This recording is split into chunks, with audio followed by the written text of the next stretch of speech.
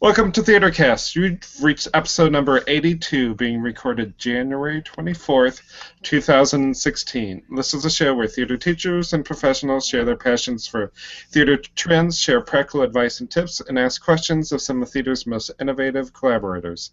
I'm one of your co-hosts, Nick Cusumano, and joining me, as always, is my partner in crime, Danielle Filas. Hello, everybody from Ohio, and yes, I still sound like Peter Brady.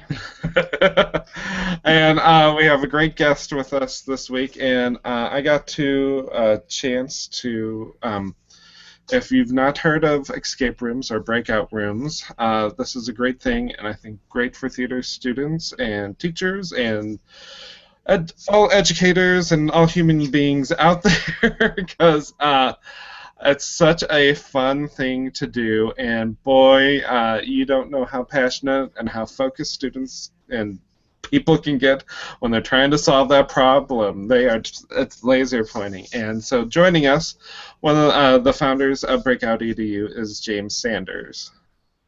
And James is, I know James from a variety of different things.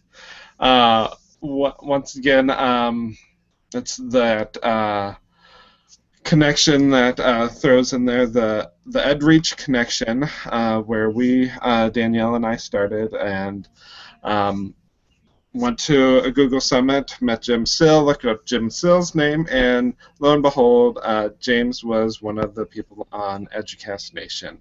And as a teacher, I think it was 18 years in teaching, so been around the block a couple of years, and found this place that recharged my batteries, inspired me to get out there and share, and these were people solving teacher problems, and they were in the classroom, and they were, it's not just, what report has to be done, but what inspires passion with students. And I think James is one of those people that do that. And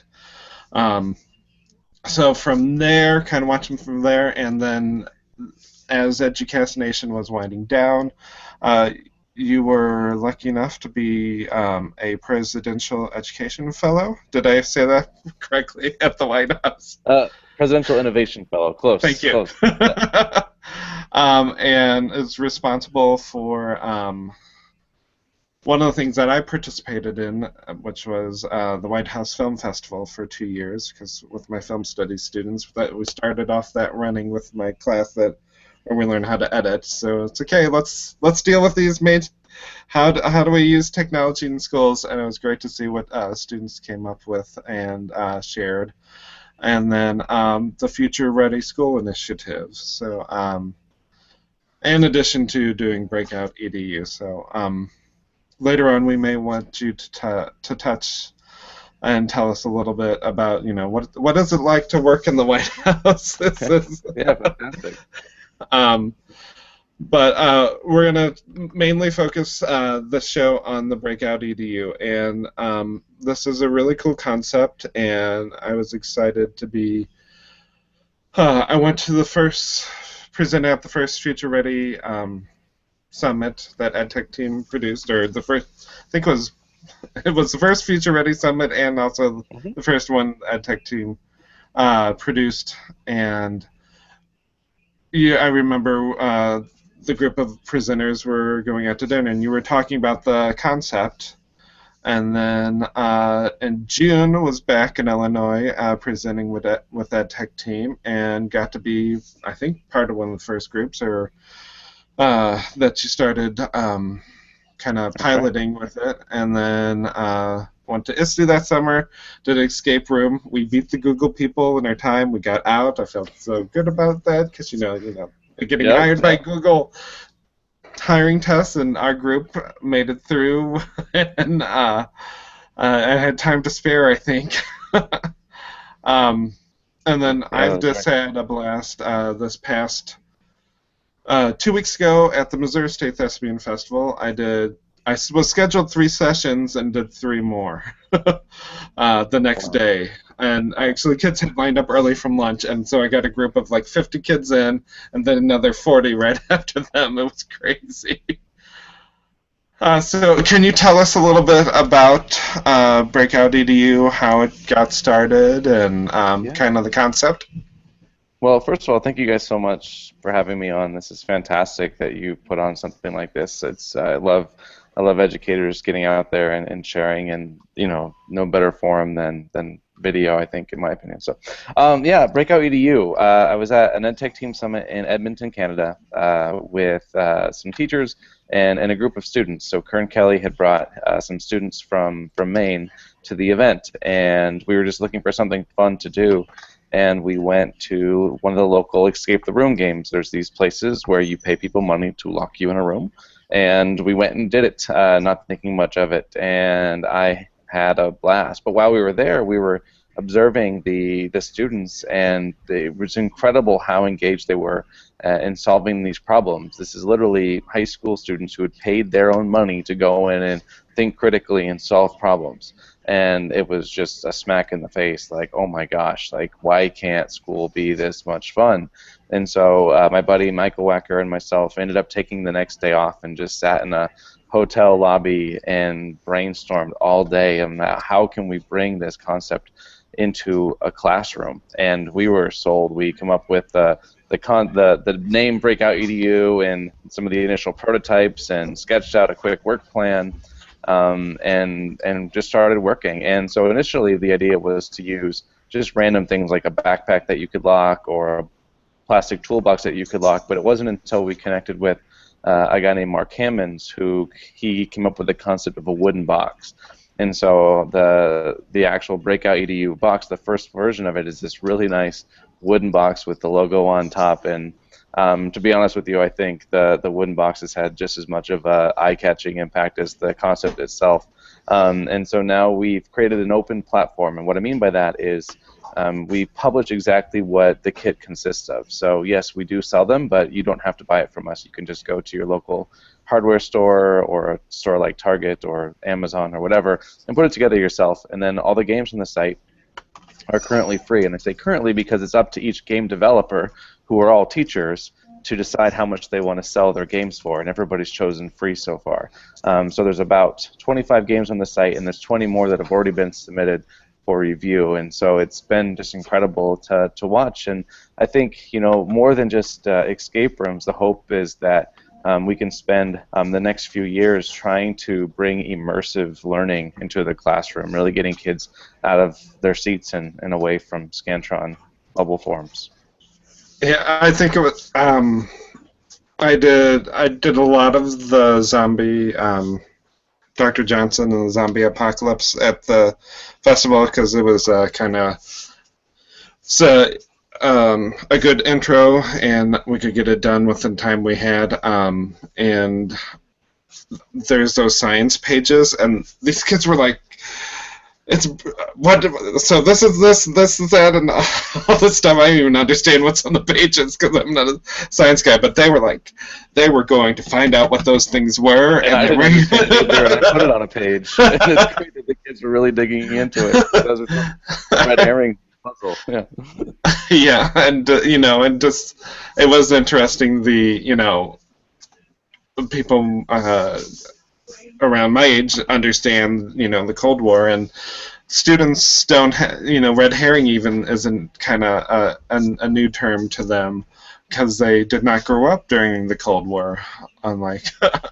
Well, that's one of the things that I've loved about the concept and seeing how people are using it is, it's unbeknownst to us, it's very much an example of learning on demand, where the students will, or whomever is playing, maybe adults, come upon a problem and then figure out what information do we need to know, what skills do we need to quickly come up with in order to solve this problem. And in a classroom or in education, up until this point, we falsely assume that we can simultaneously teach a batch of students the same thing at the same time and then have them, all perform some assessment at the exact same level. In fact, it was such a belief that we've, created federal government mandates saying all school students, I think by 2014, were supposed to be above proficient or whatever it was, and it's nice that we are able to look at examples now of what it could look like if there was an alternate universe of where learning was more of an organic situation where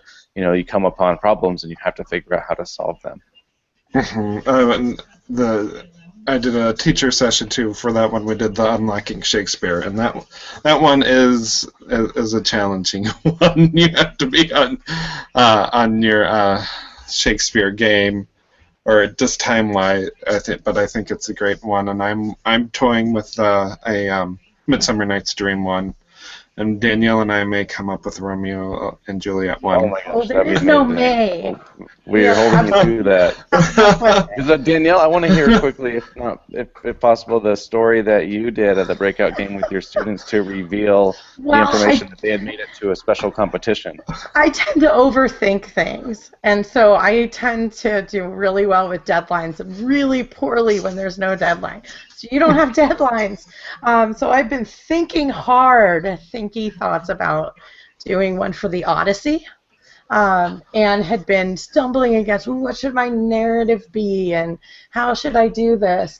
And then at 9 or 10 o'clock at night on Sunday, before we went into school on Monday, I get a call that our kids' show, Failure, a Love Story, that they had just performed for our school, which was a really amazing piece of theater that there's no way these young kids should have been able to pull off, but absolutely did.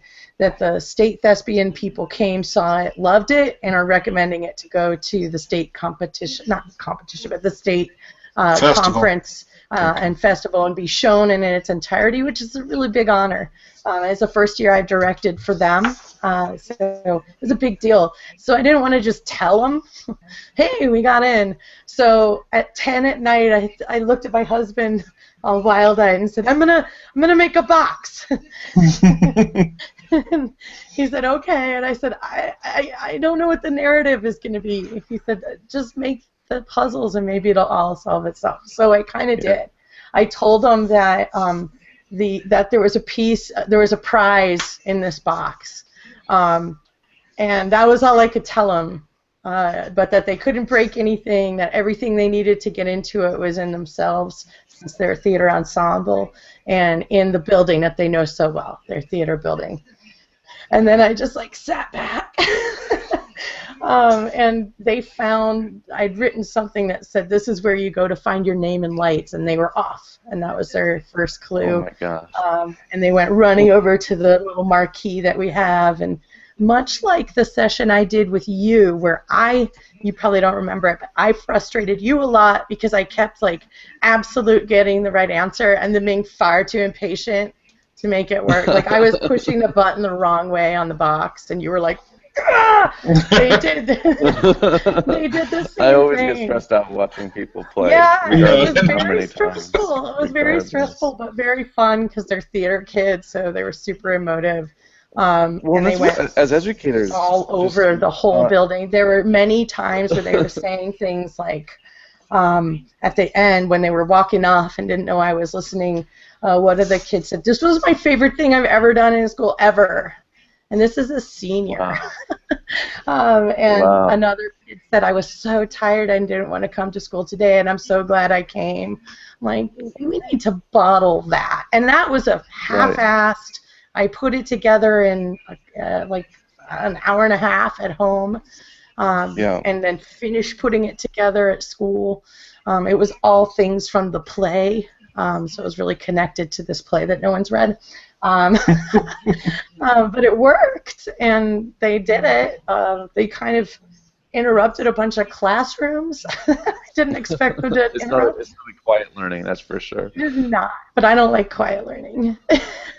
What I love about it, James, is I'm sorry, go ahead.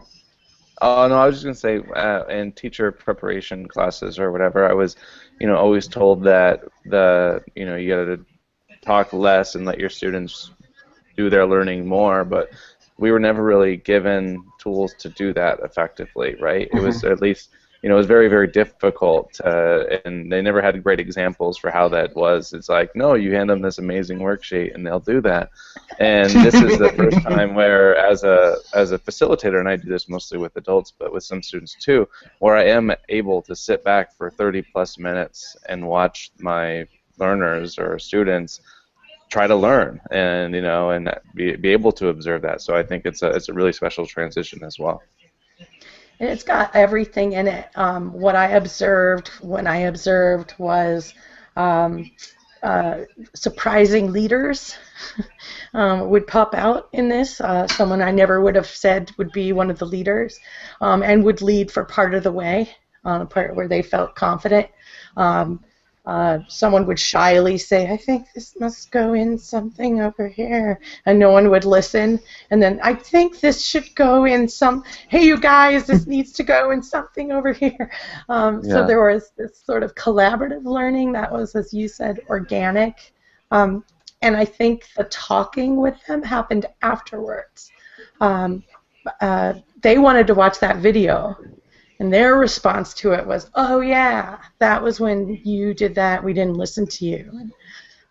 It's huge, and that's one of the other things that I stress anytime I share with teachers is, you know, please don't view this as a panacea or the solution to fix all education. This is just one more tool that, in the hands of a great teacher, can do some really powerful things. And so that's what I, you know, love seeing, is like now a student can have just a little bit more diversity in their learning, whether it's a ropes course or going outside or a breakout activity, you know, or whatever they're doing, a Socratic seminar. We should be providing that myriad of experiences, because when the real world isn't, you know, a row in a worksheet and an answer, then a grade, you know. Mm-hmm. Well, I think it works on so many skills that human beings need to have out there in the working world, and you know, problem solving and how, you know, just to live life is normally we have some sort of deadline. Something's going to happen by a certain time. Sometimes there's directions. Sometimes, I mean, we have some parameters, but you have, okay, so I have to figure out how to do this thing. Okay, how do I do that? Well, what am I going to do? I'm going to Google it first, and then, you know, you kind of build from there. And so what are those next steps? And I think and specifically theater, it's a great ensemble building activity, because boom, does that grip in that room.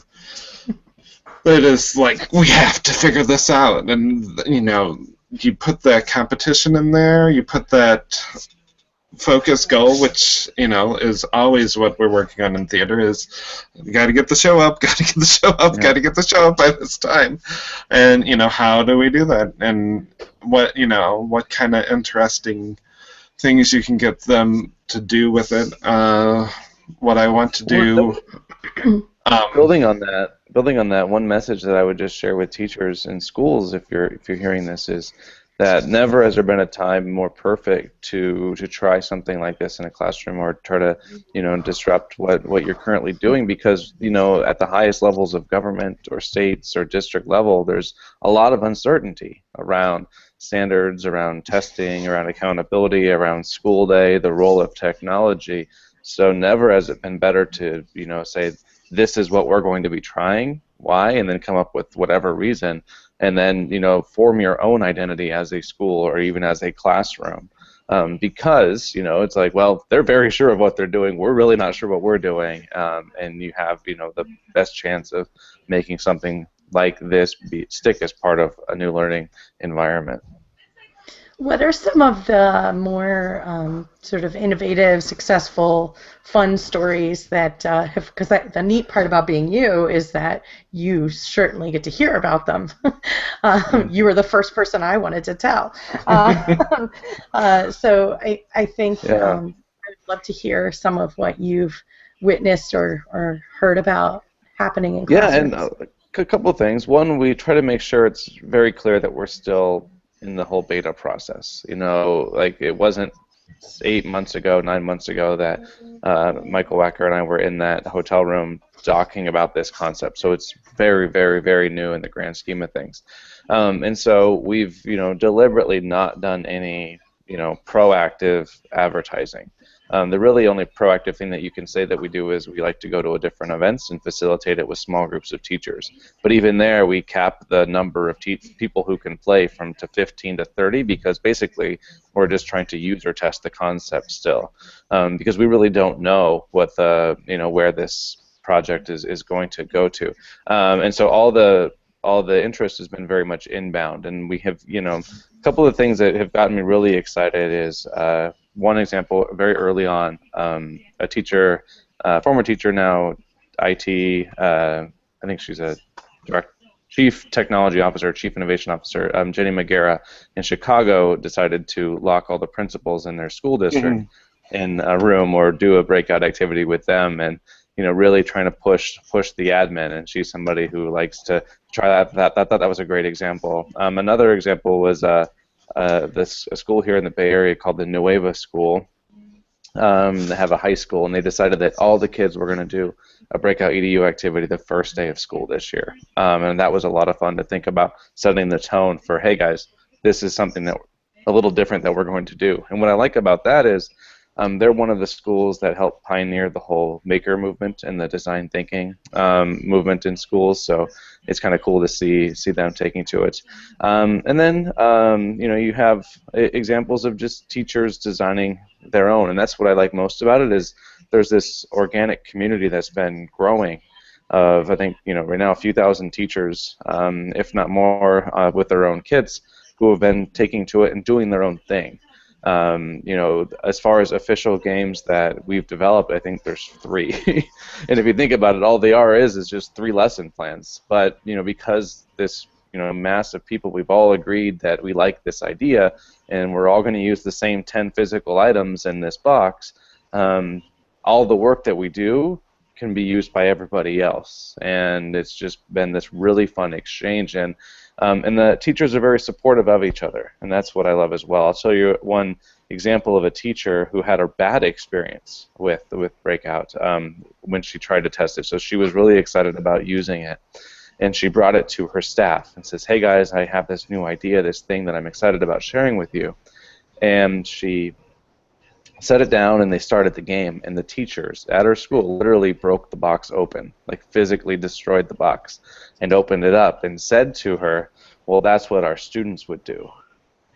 And she shared this story in our community, and the community really just rallied around her. There was dozens of comments saying, I don't know if you guys remember that story, maybe Danielle, do you do, where Absolutely, we're all like, yeah, it was just so cool, even like in this horrible situation, for all of these educators around the world to be able to rally to her support, And if you think about 5-10 years ago, without these tools, she just would have had that experience and would have been defeated.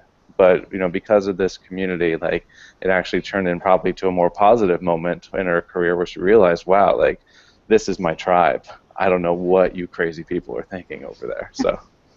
Yeah, I couldn't believe that, but I could. But when I told my students, of course, like, if you break anything, that's really not the game, and it destroys the prize inside. And they were like, who would do that? Yeah. Yeah. Like adults who are fixed on winning at all costs and who are all about end product and not process. Adults. Well, that becomes that's a fun note. Like, on do we put something, a prize in the box or not? And I think a lot of teachers do, but some people are choosing not to. And this weekend, I ran a breakout group with some teachers just north of my house here in California, and inside the box, I just put a note that said, in learning, the journey is far more important than the destination. And they opened it up, and they're initially, like, oh, they're like, but, and I go, I know it's very un-American of me not to have some grand prize in there for you, but I think it's really important that, prize is opening the box. Right, exactly. Yeah, my kid's prize was a note that was in invisible ink that they had to figure out. No, to use the it's very fun to have prizes in there too. Personally speaking, I'm very one who likes rewards and trophies. Yeah, but More about the Well, process. I didn't have a printer to print out the you've broken out and on the trip. So one time it was an orange, and another time Diet Coke stopped the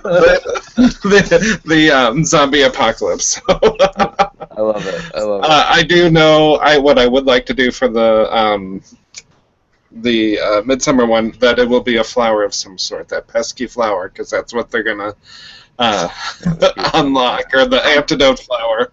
I'm pretty sure it'll be badges for me so they can strut around with their little stickers on. I don't know why that's a currency that really works at my school for teachers as well as students. Well, Mark and I were thinking, Mark Hammonds and I were hoping, like, do we want to do fun stickers for each game or something like that? That's a good idea. I like that. Well, it's amazing what people will do for stickers, even adults. I mean, those Google EDU stickers that from ISTE, that's like gold. When I go to conferences, like, oh my god, that's this awesome thing. Or kids, I had some Google stickers. I'm like, well, here, I'll cut these up and give these out when you all went in. They're like, oh, cool. I had kids make them, and they wanted them. Like, they literally know they could make it because they made it, and they still wanted those stickers. But James, what was which was the first game you launched, and what was your first audience? What was your patient zero? So the first real game there's two that kind of happened around the same time. So the first one, I believe, was technically this game that's never been published called The Presenter. One that was designed by Mark Hammonds, and he, was kind of the first outside of Michael and myself and Kern to really take to it. And he designed it, but we didn't have any boxes back then, so he locked his backpack at an event and tested it out there.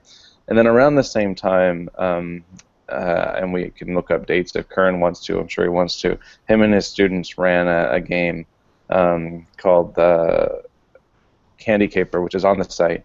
That I think he designed with his son, and so those are kind of the earliest games. That I didn't design one, and I've only designed 1.5 at this point.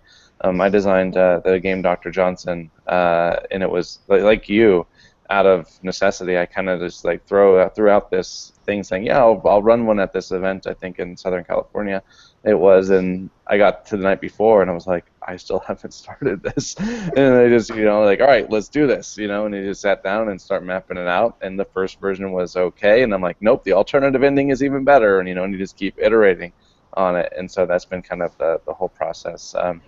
I have tons of ideas for other games that are like 20% done, and I love designing them myself. You can design a game in 4 to 6 hours if you're really focusing on it, or you can have it sit in your brain for months and then eventually have it come out. But what I love is, because there's so many members of the community, it seems like a new game's coming out every 2 or 3 days that people are sharing on the site. So can you give advice if say someone has been dragging her feet and really wants to make her first game, but she's struggling? What might you say to her? Well, the easiest thing to do would be to tell your kids we're playing this game on Friday or whatever day it is, and that would create your own deadline. And then, in my opinion, start with the story. Be like, okay, there's a mad professor who wants to turn the world into zombies was mine, but whatever the story is, a very simple story.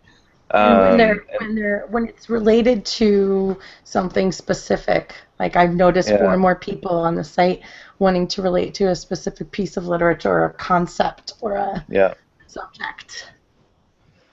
Yeah, so it's really tough. Like, everybody has their own process, and I would actually, somebody like Patty Harju would be better to speak to on the game specifically, because she's designed like 6 now. But I think for me it would be then going to the puzzles, saying, okay, we need 10 to 12 puzzles that that's just kind of roughly in order to make a complete game. And we have these are the physical items, then we have the online as well. So when Mark Hammonds and I were designing Time Warp, we said, okay, we need the theory of the game is the history of communication, and we want to have 10 puzzles. And so we did a Google search for the history of communication, and we just kind of pasted it into a doc. And it's like, okay, hieroglyphics, ink and kipu knots, Morse code, television, radio, and like kind of put it in order. And then say, okay, what could we do? And one of the things that we try to avoid is using dates, because everybody assumes that the dates are going to be the answer. So regardless, like most adults, like when was he born? When did he die? When did this happen? And so I always try to avoid dates because I want to add some sort of level of complexity before they get there. But sometimes it's fun to put in some easier puzzles towards the beginning, right? So in Time Warp, for example, the first puzzle is one based on the early postal service, a form of communication, mail, and the puzzle is just a series of directions, and it's saying go north, go south, and that corresponds with the up, down, on left, right on the directional lock. So they have some sort of like, all right, we're started, we've made progress, now we're moving. And what another difficulty thing in designing the games is how to ensure that they're going in a particular order. So they're not solving the last puzzle first. And so, you know, you have the small lockbox, and then you put whatever information is needed to open a later lock inside that lockbox, so it ensures that they have to go through that. Or they have to find the black, then inside the lockbox they find the black light in the piece of paper. The black light reveals an address that gets them to the next stage. So really trying to say, how can I make sure they can't jump, you know, different areas? And it's hard, I mean, because one thing I love about it is, as a teacher, I always wish I could design my own apps for my classroom. Like I'm like, oh, anybody can design apps, but it's really, really hard, and I don't know how to do the whole designing process. But in a breakout game, it's like I can do that, you know, and I can sketch something together. So it's kind of like us having our own little app store where we can all just create and publish to for the first time. That's other than like a worksheet on Teachers Pay Teachers or something like that. I think it does offer some really interesting ways of how that process.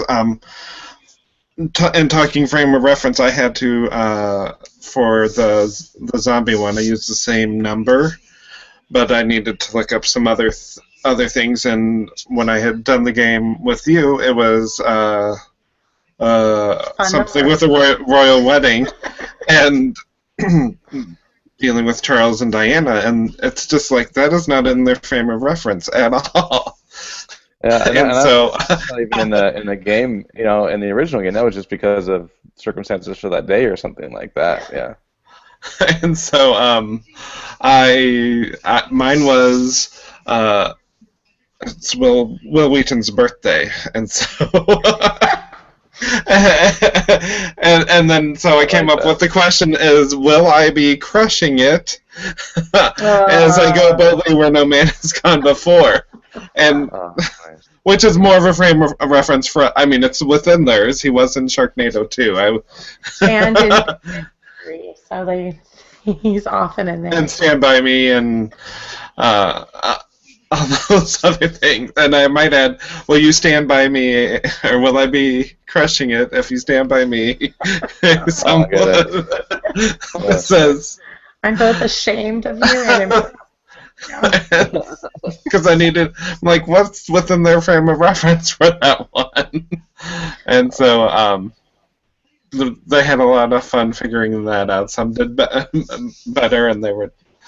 I do like being able to help them every now and then with the hint cards, because it is hard as a moderator to keep your mouth shut. It's so hard. I get so nervous every time watching that, because it's like your brain. Yeah, it's so hard. Mine were just not going to use those hint cards no matter what, I think. But I like, too, that, because it feels like it's a binary thing. Either you made it or you didn't make it. But it's really not, and it's a whole series of failures to get there. And I think that's the thing for me that makes it exciting is more and more I'm feeling that failure should never be an endpoint, and right. it's just a part of a process. So they make these little leaps and tries and dig around under a piano, say, for an inordinate amount of time and that sort of thing, and then they move on. And in other aspects of my classroom, if they do something wrong, it's like there's a gnashing of teeth and wailing of Khan and all of this stuff that they did it wrong because it feels like that's not to back up your point, to illustrate your point, for example, when they try to open a lock, they figure out that they believe they have the solution, so they put it into the lock and then they physically pull on it, and they get that feedback right away. You're wrong. And it doesn't end in defeat, and they accept that they got 6 out of 7 instead of 7 out of 7. It's like, nope, we're wrong. Let's go back to the drawing board, figure it out, and we'll try it again. And they'll do that 10, 15, 20, or 100 times. I've never seen a student do that in the classroom in any other context other than a game like this. I think that just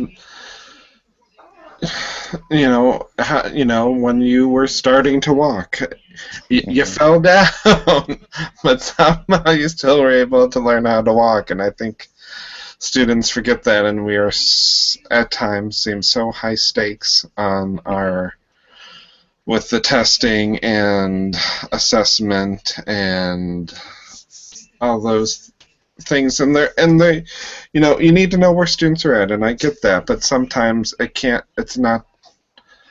Teaching and learning and education is just more than a number, and I think that's what I really like about the Breakout EDU process is it's that learning experience condensed or infused, or I'm trying to think of those cooking terms, but where you just it just intensifies that, which provides such a great experience for students and such excitement, and I think it's those types of experiences that students remember. They may not remember that great worksheet packet that you slaved over, but they will remember when they played Breakout EDU and how passionate and focused and wanting to get the solution and how many different ways they had to try. I also think there's that 45 minutes of the game, but then there's that time afterwards, which I think is just as valuable, because you can, what worked here, well, you all went down this pathway. We learned a lot about this that we might not have learned about, and that's information that you can take with you. And I think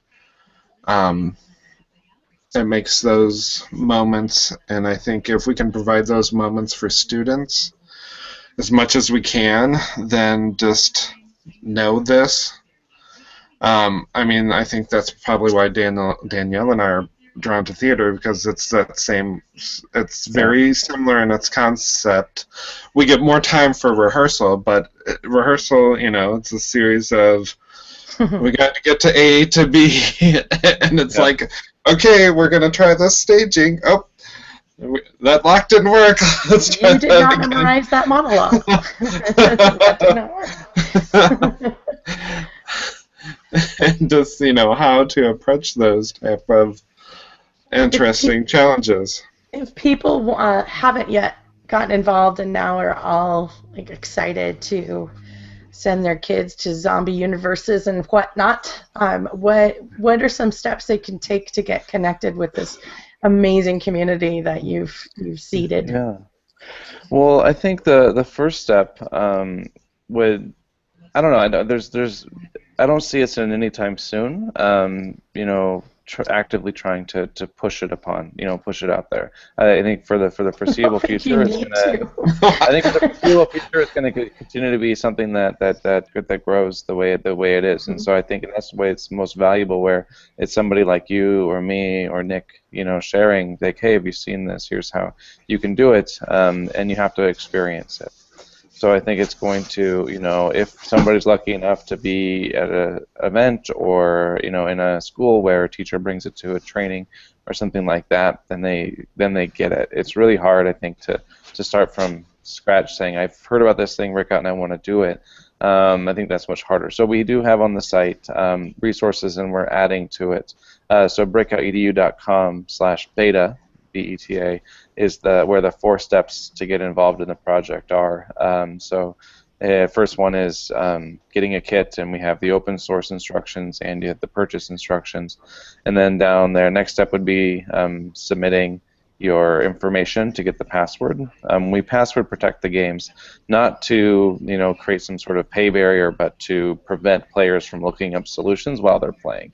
And so the password is show your work, and it's all one word, and we make it very easy to get. We just want to create a little bit of a buffer between to prevent players from looking up solutions. And then the final 2 steps are to check out the games and connect with the community. So it's an open Facebook community. And I believe if you go to just your own Facebook and in the search bar type in Breakout EDU, you might be able to find it. So I'm just going to try it right now to see. Pop it in the show notes too. Yeah, and you guys will share the link in the. It's such an awesome community. It really is, and people have just taken it and gone wild with it. There's Pinterest boards. And one of my favorite people to read on there is Wanda Terrell, which ages ago Wanda and I met, and the back channel of the Simple K-12 webinar, and she is just going to town with it, and I love seeing her. She is so passionate about it, and she's just sharing it all over the place, and it's just interesting to see all the people that are sharing it out there, and I just think it's such a fun thing. I'll be sharing it at EdCamp St. Louis. I'm signed up to do 3 there. We did an event, and I was the person in St. Louis who had done it, so I was like, okay, explain to us how to do this. And that was with Connect. I should have done it. I thought. I'm sending you guys a kit to give away, right, Nick? I had to have some blessing or something. You might be. Let me know if we're not, because we definitely want to support. Okay. Well, I will get down there to give away. I will double check on that. I know I'm the one there to help explain it. I'm not on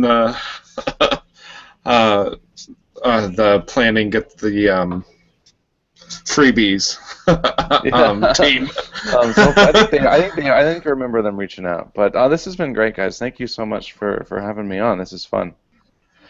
We really appreciate it.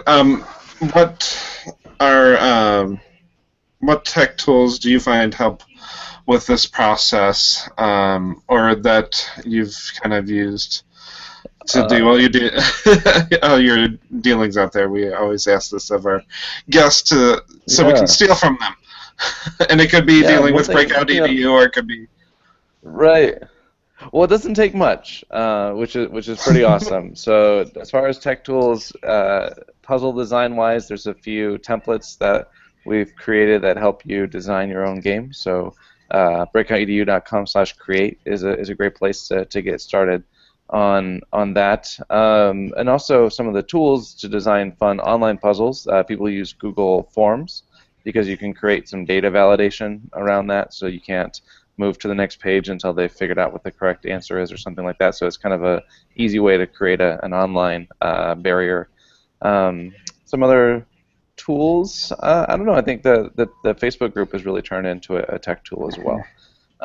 Where it's more of a resource to tap into, and any question, I'll get emails now and they'll ask me a question. I'm like, I really, the community is probably better equipped to answer it than I am at this point, so here's the link to that. I don't mean to push you off, but literally they would answer your question way better than I would. In like 2 seconds in 5 different ways. 2 seconds, yeah.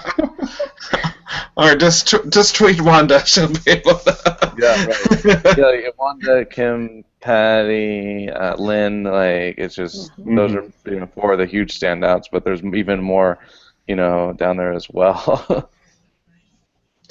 Well, we really appreciate you taking the time to join us. I know you're always going here, there, and everywhere with EdTechTeam and other events, and hopefully we'll see you at one of those events sometime soon. And thank you.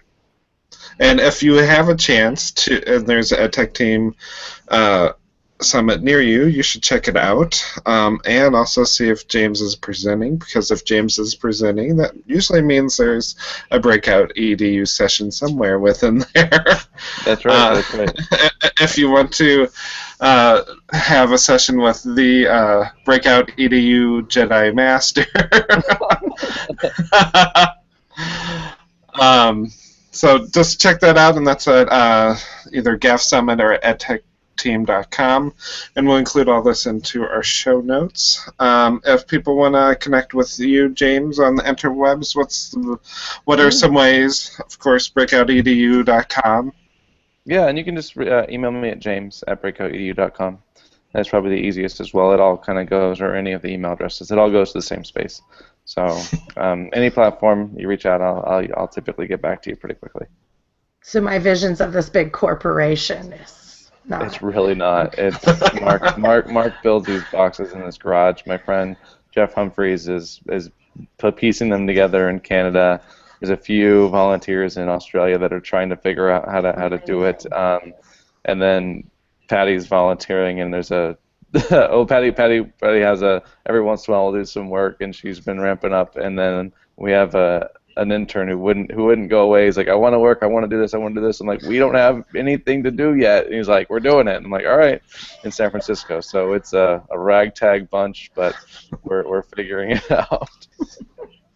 We're grateful you are, and good luck filling all those orders. I have a feeling you're going to be busy people for a long time. Oh, thank you guys so much, and you guys have a great rest of your evening. Thanks. Well, thank you. Danielle, if people find you on the interwebs, how can they do that? You can tweet me at Ms. Filas, MSFILAS. I think I'm Instagrammy there too. And you can also check out my blog at edunerdhq.org. How about you, Big Nick? How do we find you? And if people will find me, they can tweet me at edtech4theater, spelled R-E, and edtechfortheater.com. And of course, TheatreCast.org are places to find me. And once again, James, thank you so much for joining us. It was really great to chat with you, and thank you for sharing your passion with us. We appreciate it. And we'll see you all soon. Thanks so much for joining us. Bye.